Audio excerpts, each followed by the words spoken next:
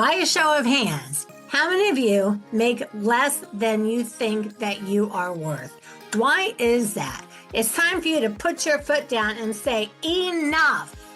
Luckily, you're here at the right time and the right place. The most wonderful real estate podcast ever is the path that you seek.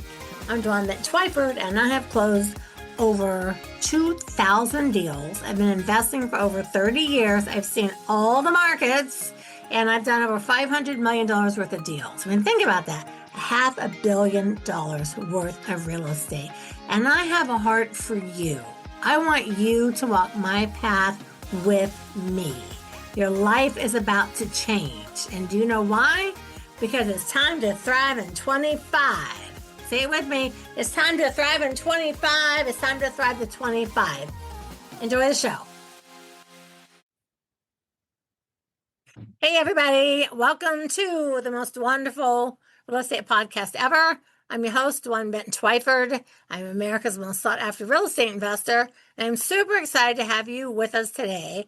I have such a good guest. I can't wait to get to know him and talk to him and find out what his deal is. And if you are new to me, I took my name Dwan and Wonderful and I made a new word. And so you are now in the Dwanderful universe. Our motto at Dwanderful is people before profits. So if there's something that resonates with you, you're at the right place. I'm your girl. So, and you can find me on all social media. It's just Dwanderful. Dwanderful, everywhere. Facebook, Instagram, YouTube, Threads, just whatever it is. It's super easy to find me. So I'd like to welcome my guest today, Mr. Jason Fishman. Make sure I said Fishman, yes. I always got to double check. How are you today? I'm doing great, Dwan. Pleasure to be here. So darling and looking forward and to the conversation. So aren't you so darling and handsome? It's all the camera. It's all the video effect. It's all the camera. Yeah. They get that nice hair, that nice beard. It's like, oh, you're so cute. So thank you for being on. I'm super excited to have you today. And as I mentioned to you earlier, all my followers know that we just talk and we hang out. So just like them, when they see you, they're getting to know you just like I am today. But I do like to throw my guests to the wolves just a little bit. Sure. And I want you to, in like 2 or 3 sentences, just to say your name, website, socials, super brief description of what you do. And then I'm going to ask you whatever questions seem like they would be great questions. Okay, I could kick it off here. I'm Jason Fishman, based here in Marina Del Rey, California. My company DNA can be found at digitalnicheagency.com. You can also find me directly on LinkedIn or my YouTube channel, youtube.com/at Digital Niche Agency. I run an investor marketing agency, have worked on over 500 capital raises that have collectively produced 9 figures of funding across content marketing, advertising, and outreach channels. I love it. Sweet and simple. I love that. So I did take a look over you. I did actually look at your bio today. So I saw that, but I don't like to read and it's like, let's just talk. So digital marketing. So for someone that is maybe new to, what does that mean? We use advertising and outreach. Advertising on channels like Meta, Google, major media websites, apps, real estate sites, full spectrum of different websites and apps, as well as LinkedIn and email for outreach. And we target investors. We bring them down through offerings into what we call marketing funnels. Mm-hmm. So pitch deck, video content, webinars, articles, all around the actual opportunity.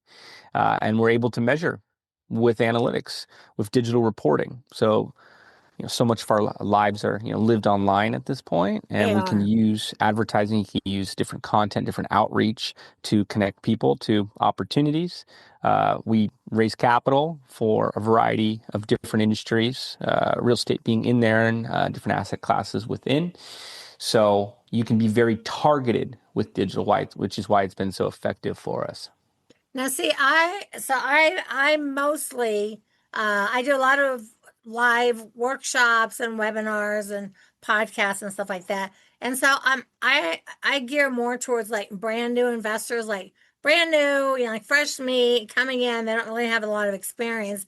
And I try to explain to them, like, it is really important that you have a presence. Like, you Hmm. need, even if you don't have a website, you have a Facebook page, make a business Facebook page on there. Learn how to run ads, learn how to, like, learn or follow someone or take a class or learn something because you can't just go, okay, well, today I'm going to become an investor and that's it. People have to be able to find you. Yes. And we specialize in working with people that are in foreclosure. So the things that are public record, foreclosure, bankruptcy, probate, divorce, people that haven't paid taxes, landlords that have evicted tenants. I was like, well, how are you going to reach them? And I mean, you can mail postcards, but we all know, you mail 1,000 postcards, you're going to get 5 people to call you back. So I'm always like, you got to target, and everyone is like so afraid, or like, oh, I'm just me. I don't need to market. It's like, but you do need to market. People have to know, and they need to see that you're, like, for example, with in my end, they're dealing with a lot of people in foreclosure. They need to see some testimonials from people that you've helped. They need to see you, writing some kind of a blog or doing a video or talking about real estate investing tips or something, and you got to figure out how to get yourself out there. So I feel like from the people that I work with, that they feel like that's too much for them. Mm.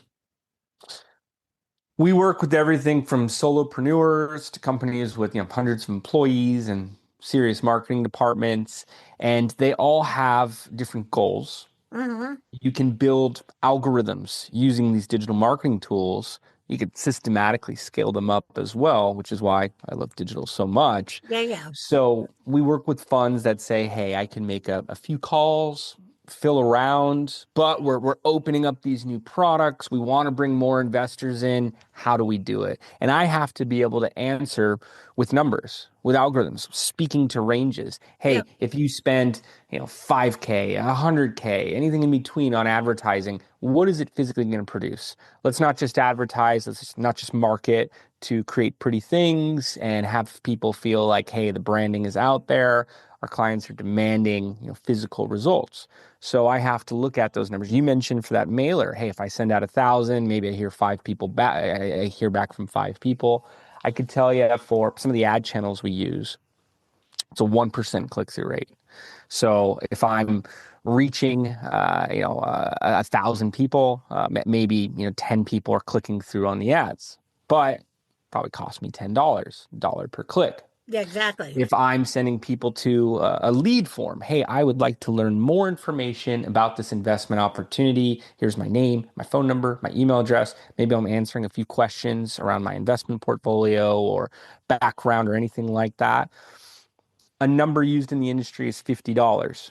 If one out of every 50 people, two out of every 100 are then converting on that lead form, and you're paying approximately $50 per lead based on how you're buying the traffic, that's a pretty good benchmark. Obviously, the focus is going to be on quality from Yeah. there, not just quantity. There's channels we can get leads for, $5, $15. Maybe some of those blended in with channels where it's 50 to 100, and we're testing these different traffic sources to see we're getting the best quality. If we see 1 out of 50 of those leads convert into an investment, that's a $2,500 acquisition cost for that investor to come through. That could be very effective for many of these companies, many of these issuers who Uh-huh. are offering the investment opportunity. They're issuing it. If their average investment's over 100K, let's say it is 100K, it's a 40x return, 2.5% cost of capital. That can work very well for a lot of groups models. And we work on campaigns where it'll be under $1,000 for the acquisition cost, not 2,500. It could take a good amount of testing to get there, but once Uh-huh. you're able to crack that code with digital, you could somewhat systematically scale what you're doing. You can scale it. You can see, you can know, like, okay, if I'm going to spend this much money on ads versus this much money on postcards. I mean, people spend like 2 grand. They, oh, I spent $2,000 on postcards. So you just would have been so much better off if you had someone like you that could have done some ads and, like, test market, done some A/B testing, and gotten this and that. You would have got yourself in front of more people. But people just, I don't know. I feel like it's just a lot of people just don't understand it or don't realize, like, you're gonna get more bang for your buck. if your face is literally everywhere and you have targeted ads, and especially if you're investing like in Denver, I'm sure a Mhm. company like yours could say, hey, listen, we'll help you within 200 miles of Denver. And you don't have to like do the whole country. I feel like people would Sure. do more if they weren't so afraid of, I need a website, I need to run ads, I need to da da da da da. By the time they figure out all the stuff they have, I need to get an LLC. By the time they figure out all the things they need, it's like, look, you honestly could have just run some ads, had someone help you. And I don't know if you work with like, tiny clients, but they could still get online, take some classes, follow you, you know, Yeah, and get a deal closed and then invest some of that money back into letting people know who you are. absolutely. We often start with strategy. There's a model I've built called the 8 point plan. We do it over the course of 4 weeks. I've done it in workshops over 4 hours with different founders. And it starts with the industry overview and moves to a competitor marketing audit. That's what I want to highlight here. Your investors are going to have deal flow thrown at them from all different places, right and left. That mailer, probably in the stack of other mailers that show up in the mailbox that day. Those advertisements, 5 posts later on Meta, on Facebook, Instagram, there'll be another real estate opportunity targeted to them. Their email box, maybe there's 10, maybe there's 100 emails when they open their email that day. So it's very important that you audit what other groups that are going after the same individuals, let's say it's people in Denver, are seeing. You want to audit their marketing. Sometimes there's too much of an emphasis placed on the company itself, and okay, my offering's better than theirs, and for these reasons. But if your marketing's not better than theirs, the end prospect, the target investor, may not know anything about you, and they're going to win. They're going to get those investment dollars. Yep, they are. So success leaves clues. You want to really evaluate, hey, what are they doing on social media? You go to websites and on social media, what days and times of week are they putting out posts? Where are they getting the most engagement? What announcements? Do they speak at a conference? Were they a guest on a podcast? Did they bring in a new anchor investor and got a testimonial? Is it just focusing on the property or aspects of the fund, the IRR? What is really resonating with their messaging to their audience? You Yeah. then want to go to websites. There's ones if you want to really get good at this, you can go to a website called Similarweb. There's many others like it, but they will project how much traffic that they're getting and show you the demographics. So age, Similar gender, web. geolocation. Yeah, SimilarWeb's one. There's other ones. I like SimilarWeb because it'll give me a projection on the traffic, not just a ranking for how high they are as a site. There's then these search engine tools, SEMrush, SpyFu, SEO Moz. Again, many of them. But you could see, hey, what aspects of their website, you were talking about building the site, are ranking in the eyes of the search engines. What are the search engines saying? Hey, this is the most relevant. These guys are the most authoritative. And you can see it's the keywords, it's articles, it's content that they're putting out using those words. You can see what they're bidding on with their Google, with their search engine advertising, which keywords. Uh, my my podcast is called Test Optimize Scale. That's my philosophy towards marketing. If they're continuing to do the same channels, it's telling me they're scaling it, that it's working for them. It's Mhm. not just for fun. They're buying those ad placements because they're getting good leads at a strong cost. So there's something in there that you may be able to test out for your own campaign. You could also go to, and this is pretty fun, Facebook ads library. I think it's facebook.com/ads library. You can just Google Facebook ads library and see every ad that every advertiser is currently live with. You have to select all ads and you could put in any brand. You could put in the company that you're auditing, this real estate fund. You could see exactly what they're running as advertising on Facebook. The text above the image or video that they're running, the headline underneath it, the call to action. You could click through both on the Google ads and the Meta ads to their landing page and see what's being presented to investors. There are websites such as Milled where you can see which email newsletters are talking about the brand, even the Mhm. email newsletter that the brand is sending out. So you want to have an idea of what's working for them so you can create advertising, content, visuals, messaging that's as strong, if not stronger than the competition. And Mhm. so that your opportunity can be really embraced, really understood, not ignored. Mhm. No, I can't agree with you more. I mean, that's one of the first things, of course, when you hire some like a new investor, like, okay, how do I find my first deal?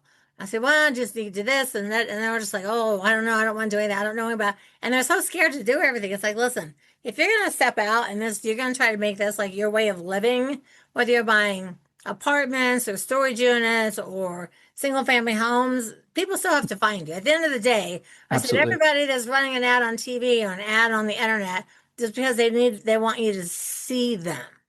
I Hmm. said if you don't advertise, you're that what's that old saying that like if you don't spend money advertising, you'll eventually run an ad that says going out of business. I haven't Now, heard that one, but that's oh, it's something that's like people that don't advertise good.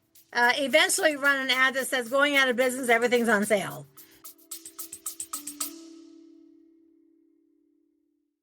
I trust that you are loving the podcast. Hey, do you really want to become a super kick-ass superstar real estate investor? Really? Really? Really? All right, why don't you spend the next minute and just take my real estate investing quiz.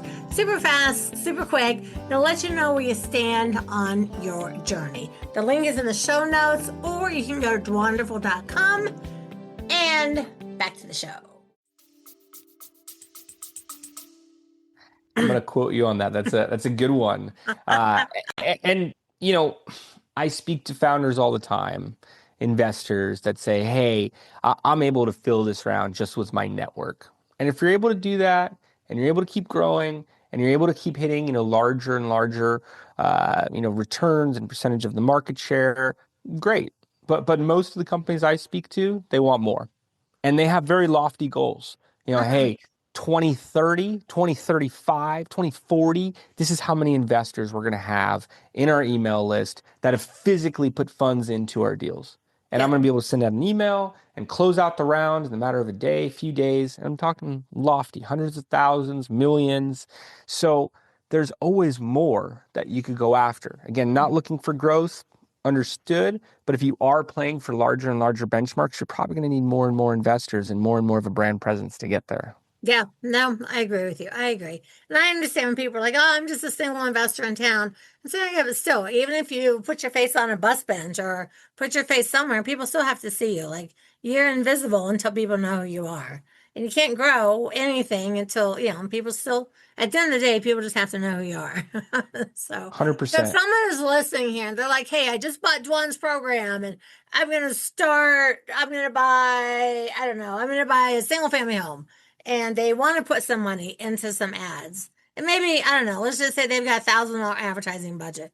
What are some things that you would suggest to someone to do with, because I mean, I think that's like a very small amount of money.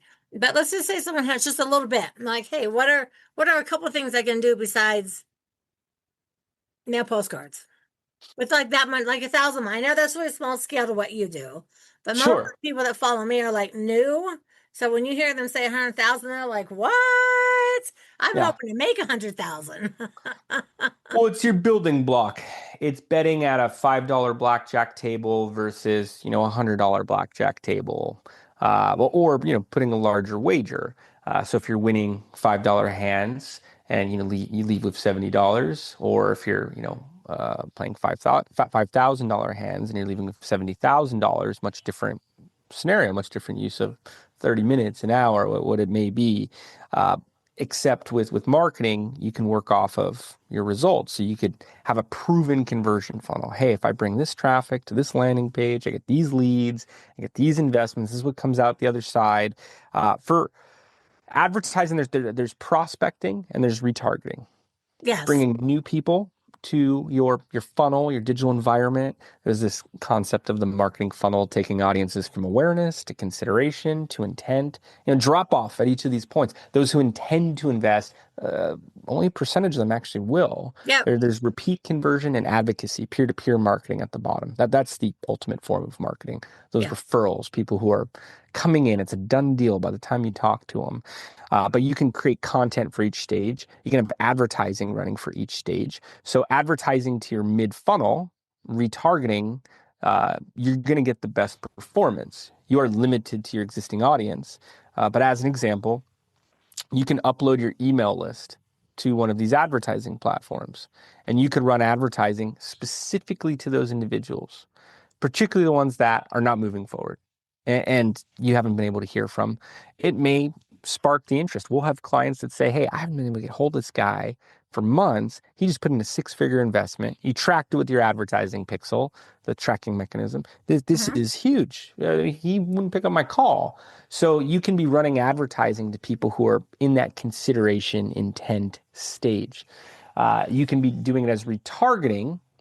This is, still basics, but it's a little more sophisticated in the sense that you have to set up an advertising pixel on your page. Yeah, yeah. That tracking mechanism then allows you to bid on retargeting audiences. So people who've already been to your page, you can run advertising just to them. And you could spend very light amounts on You advertising. You can. could You be can. I spending mean, $5 a I have a day. VA team that like does all that for me. So every week Yeah. I get a spreadsheet and I was like, oh, look at this. We had this and this, like new, Yeah. retargeted, da. And it's just like it's and I'm happy I don't have to do it. Of course. So, but Yeah. way back, like a decade ago, I was like, I'm gonna try to run some Facebook ads. I'm gonna watch some videos. And I did a little bit and I thought, no, for at the point I'm at, just because I teach, I do webinars, I write Of course. books. I also do real estate deals. It's like I'm just going to hire someone to do Yeah. all that for me, which I'm happy that I'm able to. And I tell even new investors, listen, at some point you're not going to be able to keep up with all of your stuff. I mean, Yep. even just your bookkeeping and your lead follow up and the paperwork it takes to get to a closing and all the things. At some point you're going to need some kind of help or an assistant or somebody, or you're going to be working 90 hours a week. Yeah. It's true. I believe in teams. Teams hit, the largest goals versus just individuals. Even brands that I see that look like it's just an individual, there's a team behind them. So if you have experts in different disciplines, you're going to get a lot further. And to answer the question in the next layer deep, I mentioned a competitor marketing audit. Where you Uh-huh. want to go with your strategy from there is target audience personas and Uh-huh. then into marketing channels. So with the target audience personas, you want to understand, where does my audience go online? If they're on Zillow, if they're on any number of real estate sites that have advertising placements, maybe you run advertising there. Yeah. Maybe you filter by geographical location. Maybe you filter by some of the audience options they give you. This could be Google. Uh, you're going to be bidding for cost per click. Yeah. Some are between $1, $5 per click. Others are going to be more competitive. They may be $10, $20 per click. I'd be careful if you don't have a proven conversion rate on your landing page and your No, no, no. website for bidding on keywords that are more aggressive, maybe $50 to $100 per click. Down the line, that may be the best quality for you, but I'd start with these lower cost clicks, really seeing what's working for you. But that way you're reaching someone who's searching for the exact keywords that you're putting in, Yeah, especially multifamily, for you. Denver, whatever you put in there. Yeah, I mean, we do the same thing. We have to run ads because we have the Colorado RIA, the real estate Mhm. investing group. And it's like, listen, you guys want that to grow, because my husband and my son run it. Like, y'all got to run ads. You can't just go on a meetup and go here and go there and just randomly put things out. You have to be consistent. People have to see you all the time, like day in, day out. So I finally got them to hire someone to like do ads and stuff for them. Like, guys, listen. You can't just email the list and go, hey, there's a meeting coming in 2 weeks. Hey, here's another meeting. Like, you're giving people zero value. Mhm. Now, my husband and my son are both like really old school. We just need to call people and tell them to call them. And I'm like, all right, but like, you can't scale that. Sure. Sure. You go with what's working for you. There are ways where you're like, hey, I'm going to get more people to call, or we're going to get more sophisticated lists, or have leads coming through. So you're only calling people who've inquired at that point. But yes, there's going to be limitations with most channels. There is, there is, Mhm. there is. So, how did you get started in this? Because I love what you do. Thank And I you. think even the smallest investor to the largest investor, it's like, I mean, I've got people, making million and a half a year. And it's like, y'all need to, if you, and they're like, how do I make more? It's like, well, get out there, like hire some people to get you out more so people see you. I have it because they're just like, I've been stuck at 1.5 million for 5 years. I'm like, oh, you poor thing, how do I make two? It's like, you need some more people on your team. Yeah. More people. more leads, more product, of course, more deal flow coming through, uh, more partners as a whole. I got started in this as a marketing guy. To tell you the whole story, I grew up in Southern California. I got into marketing as an action sports consultant. I actually lived up in the snow in Mammoth here in California, and that's what I wanted to focus on. Quickly found there was more opportunity if I was working on accounts, campaigns that were targeting millennials. It was actually called Gen Y back then, Generation Y. And then got into the world of mobile ad tech and was working with a lot of Fortune 500s at this mobile ad network, so overseeing product marketing, overseeing sales, before creating my own agency, DNA. I started as a growth marketing firm, working with companies in all different spaces, all different industries. We had some, niche verticals, but across all of them, I found fundraising to be a common theme, a common initiative. We were Yes. working on the marketing section of business plans, pitch decks for groups raising capital, a first campaign that, once successful, was presented to investors and more money was put in. I was even being asked to participate in the investor meetings themselves. And then I learned about Reg D 506C, which allows for solicitation of accredited investors, high Yes. net worth, high household income audiences. And with my advertising skill set, was able to say, hey, I have data partners where I can target people by their actual income level, by their net worth, and ran our first capital raise. It produced $2.83 million and had a very light ad spend. Was introduced to more issuers, companies issuing shares and issuing various types of investment structures, investment types. And the laws opened up further. There's Reg CF, Regulation A plus. Reg CF allows you to bring in retail investors and up to $5 million as a total raise. Regulation A plus up to $75 million as a total raise. Many of these have side-by-side Reg D campaigns. And then beyond our third-party audience data partners, we've built our own first-party audience data at this point. Over 1.8 million people who invest in these types of deals. I'm able to upload that list. I'm able to segment it, target within it, and the same traffic I drive to campaigns that raise $53 million, 57, others that are 12, 20. I can take to a new raise, even a group that's raising million and a quarter, or 3 million, 5 million. So have been able to kind of build on what we're doing so it makes it easier for the end client. And as a marketing agency, it's important to have a specialization, a niche. This is Yeah, what it we're is. known for. I've worked on over 500 of these deals. As I mentioned earlier, I serve on the Crowdfund Professional Association Board and the Yeah, I Global Equity saw that with Crowdfunding the crowdfunding. Alliance. I love crowdfunding. Yeah. I saw Yeah. that. I was like, oh, he does Strength in crowdfunding. numbers. I love that. Yeah. I have clients. One of them has over 50,000 investors, meaning 50,000 people who have invested in them then get to promote their announcements and updates as a shareholder.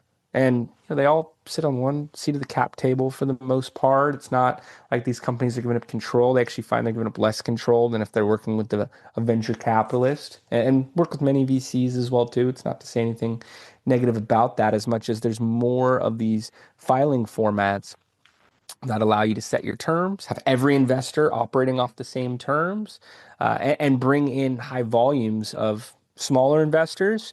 Even on the Reg D campaigns, I work with funds that say, 100, 250K, these are smaller investments for us. But if we're able to bring in, 10, if we're able to bring in 100, it's real capital for them.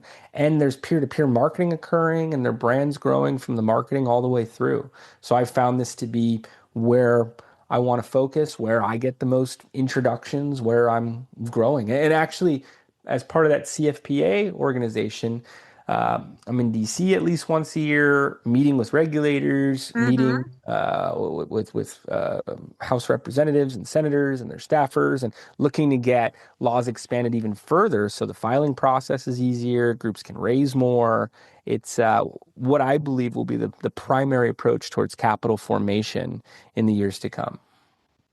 I love it. So now, with all the things that you do you offer like syndications and things that people can be a part of? No, we're really just on the marketing side. I Okay. work with groups that offer syndication, so they would be our clients, and then we market on their behalf. I do have our own social audience is growing, and they do see the clients that we work with, and over time, but we haven't structured our own fund or syndication or anything like that yet. No, that's okay though. I find out that like a lot of people when I'm interviewing, they're like, "Oh yeah, we do syndication. The minimum buy-in is like 50 grand." I'm like, "Yeah, let's just talk about like what can a regular person do?" So like the fact that Sure. you guys are just like focused on marketing, you own it, you keep it, you've got the control of what's happening, and then you Hmm. can expose people to the right people. Exactly. Yeah, because exposure is everything. Hmm. I've seen some of the best ideas, the best products, the best brands, even best teams with no eyeballs at all. And then other, groups in their same space, their same geographical area with lower tier offerings, getting all of the conversions, getting all of the leads, getting all the investments, getting all the customers, what have you. So that's why I focus on marketing. We are at the forefront of performance and have to put a lot of work, a lot of effort into optimizing and being able to manage a campaign to a Oh point of yeah. effectiveness. Well, You launch a new marketing channel, there's no guarantee it's going to work, let alone work the first week, work the first month. I put out a lot of content about what to do to find pockets of performance.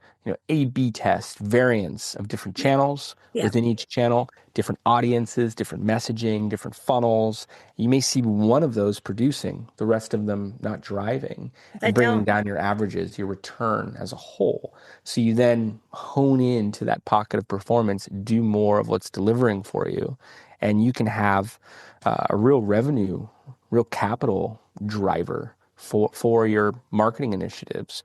Where if you stop it early, it's essentially a total loss in many cases. Now, if you're So gonna do something like that, you have to commit to a budget and a time period. absolutely, That I know many for a people fact. don't. It's like, no. Yeah, they don't, or they cut it off early. And again, it shows me they weren't working with the right experts, people who had been down that path and had been able to say, hey, you're not getting investments yet off your leads, but you're getting some good leads coming through. You're getting a good response from the messaging, the creative, the marketing promotions you're sending out there. We need to focus on getting a higher closing rate from the leads you're talking to. Yeah. Let's start recording the calls. Let's start seeing the key moments when you're getting the most engagement. Let's start asking questions you would ask on call 3, on call 1. There's going to be some things we could tweak here, but turning off the marketing channel, that's going to hurt you. It's really going to set you back long term in the sense of your growth and how you get there. Where if you're able to really refine this channel, there's something here for you, and it could allow you to take on more market share, more capital, more of a presence in the years to come. Yeah, I'm with you. All right, so we're gonna switch topics. I love everything you do, so I'm excited to be able to promote this and share videos and send people your direction. So let's talk about some personal stuff. What is your favorite band of all time? My gut response, I grew up listening to punk rock here in Los Angeles. There's a band called NoFX that comes to mind first. They just played their last show end of 2024 after 40 years of playing, Wow. and they closed it with The Decline. It's a 17-minute song. It was one album, one song. They're an inspiration to a lot of other punk bands, and that's maybe not a I think popular answer you I hear on the loved punk show, but when it that's came my out. I was like, answer. oh, this is so fun. I feel Yeah, like kind of disco was there, and then like punk came like kind of after, and sure. I'd get like into hip hop or whatever. But I've always liked punk rock. I have so much music from all the punk bands way back from the day. I Well, used to that's love good. going to the Not shows. you're one of I the first people I've interviewed Yeah, that named like a punk band opposed to like a rock band or something. yeah, yeah. There's some more popular ones I could tell you about. Seeing the Rolling Stones here at SoFi Stadium in Los Angeles, but no, I've seen NoFX play a lot. I've seen a lot of punk bands play a lot. I go to the shows. I see people I've been running into for decades. That's my true answer. I love concerts. We go to everything. Like we go. I've seen the Me Rolling too. Stones like 5 times. I mean, I don't even if it's a band. I'm not like I'm not that crazy about. So you know what? They're a big band. They're coming. I'm gonna go because It's good. I want Good to see. I've outlook. seen everybody. So, I love that. I'm gonna go listen to some of their music today and see and catch some tunes and see what it is you're listening to. You know what you may like? The lead singer is part of an all-star punk band called Me First and the Gimme Gimmes, and all of their albums are cover albums, and then different categories: R&B, country. It's punk, but it's covers of those songs. So it's easy listening in that sense because it's songs you know, but played in that style. Oh, I would like that. I actually like people. There's a few people that cover like opera, but it's done in like rock, Yeah, something. yeah, And I exactly. Love it. freaking love that. It's creative. It's fun. You It's know so it. It's creative. awesome. The first time I heard it, I heard the song and I was like, God, that sounds like it was like Iron like Ozzy song. And I was listening, but they were doing it in classical. And I'm thinking, what am I listening to right now? And I discovered that was like a thing, and it's one of my favorite things. Hmm. It's so much fun. What's your favorite food? When I come out to LA and we go have lunch, what are we having? Well, in LA, it's got to be Mexican food. Yeah. I don't say no to Mexican food. I could eat it every day. A lot of good spots here on the west side, Marina del Rey, Venice Beach. Although some of the fan favorites are just these taco guys on the street and long lines, and they've got the El Pastor spit, and they're cutting right off it and giving you the tacos, a Oh, little I know it. pineapple on top. It's an LA favorite. One of the things like so I live really remote. So we have like a diner. We only have a couple restaurants. We have a diner, we have a Mexican food restaurant, we have a Chinese. But just in the last year we have 4 or 5 food trucks.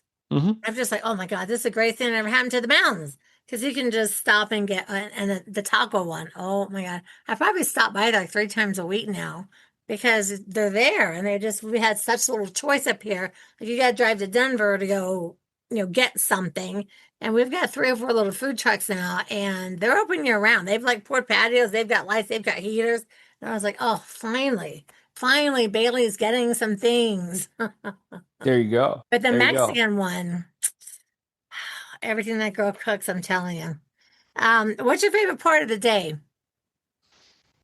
Favorite part of the day. Depends which day. I don't know. Kind of like right before sunset. Mm, like Get a early lot of evening. creative ideas, get more mental peace, have done a lot of the heavy lifting for the day. Um, very It's odd picturesque, because well most of the lighted. people that say, "Oh, I get up at 6 in the morning," and they love mornings. I agree with you. I feel like the end of the day and the early evening. I feel like, especially in the mountains, like it gets dark now at 5:30. It's like I Yeah. have to throw a log on the fire and just like I feel like I personally have always felt like that's the best part of the day. But 99% of people go, I get up 5 o'clock and go to the gym. And I'm like, but why? I, Yeah. I get that you like that, but like, why? Why would you do that? 'Cause I'm Even much, when I'm on that routine, and a lot of times it's an hour, 2 hours after that, uh, it's not my favorite. It's not my favorite part of the day. it's not And I easy. like connecting with people. I'm usually not with too many people first thing in the morning. I'm going on a run by myself, something like that. Yeah. So have more fun with others right around that sunset time. Yeah, me too. It's funny. I mean, honestly, I've done almost 500 podcasts, and probably like 10 of us have just said that time. And I'm always like, am I the only person that thinks that's the greatest part of the day? Yep. It just really is. I don't know. I think it's just a relaxing whatever thing. Okay, one more question. I would like you to, first of all, I want to thank you for being on the show. You've been super fun. I've learned a lot of neat things. I took all these notes about some fun stuff, and I actually want to talk to you about myself personally, well, on another private call. I'd like you to leave us with a word of wisdom, but just one single word.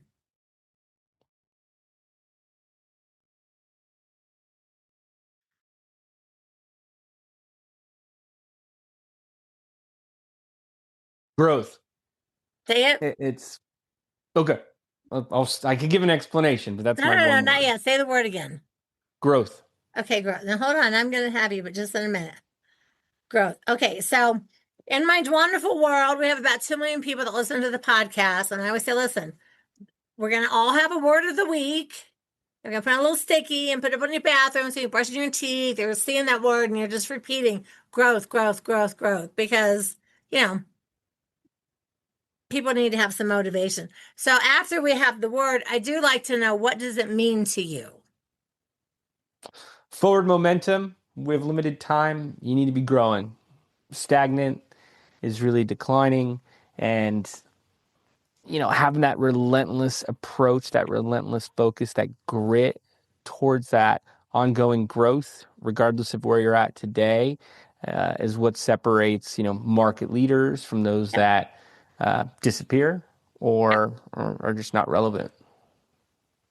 I love your answer. I think too, if you just, I don't care what you're doing, even if you're like 75 and you're retired, you still have to just always be growing. Mm-hmm. Even though it's always growing, you just like you're dead. Yep. I mean, that's kind of how I look 75 growth looks different, although we work with business owners that are older than 75, so it doesn't have to be. But I feel there's different layers of depth. Yeah, of course. They may be more around legacy, more around family, more around slowing things down, but you're growing into it. That's what Bill and I, at this point, so I'm 66. So we've been married 25 years. So we are now working on making sure everything is generational wealth and getting everything in the right entities that pass down. And the key is because we own a bunch of buildings. And so the key phrase is like, hey, you can take whatever, salary off of this and that. But if you guys just say, hey, we're going to sell everything and just go live happily ever after, and they sell everything, 100% of the money goes to charity. Mm-hmm. They don't get anything. So they either work and keep it going or they lose the whole shebang. It's a good game. I love it. Well, I talked to a really wealthy guy, and he said he found, like, when his brother died, he goes, he had about $20 million for the property. So his kids sold everything and just that was it. And he goes, I was so disappointed because the person was trying to create generational wealth. He goes, so I talked to a few people, and I'm like, you know what? If you want to do it, did I just knock myself out? I hit my button on my video. Hang on a minute. Bring my face back on. And he goes, and after that, I just talked to some people and said, everyone can use it, utilize it, take care of it, grow it. But if you want to sell it, you don't get $1. I was like, I like it. Like, I'm not working all my life so my kids can go run off and buy a bunch of Ferraris, They need to be growing themselves. Absolutely. And they do. They're all in real estate. So there you go. Yeah. So we sat them down, told them all that. And they were just like, I said, hey, don't give me that face. Like, I'm not going to work my whole life for you to go sell everything and just like live on the hilltop in Hawaii. If you want to keep it, you got to work it. It's to give you added resources, not to be what keeps you going. But my kids won't do that anyway. They're also involved in real estate and investing, and we're kind of rehabbing a whole town together. And even my little grandkids, my little 10-year-old granddaughter, when she meets people, she's like, someday I'm going to be your coach. My Mimi's teaching me everything. I'm going to coach you. So I've already got this little mini me growing up right now. Amazing.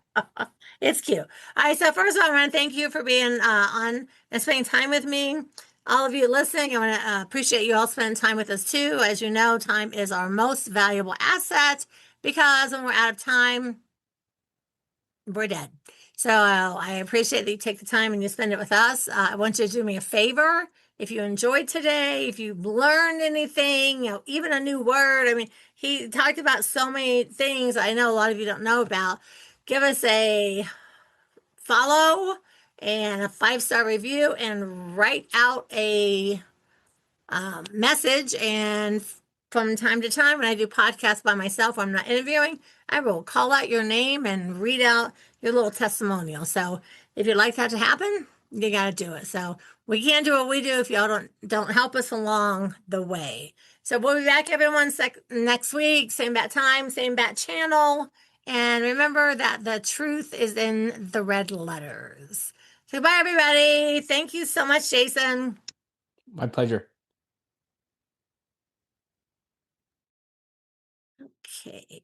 I am so glad that you stuck around. I almost forgot to tell you. In addition to having this amazing educational podcast, I'm now able to work with you one-on-one.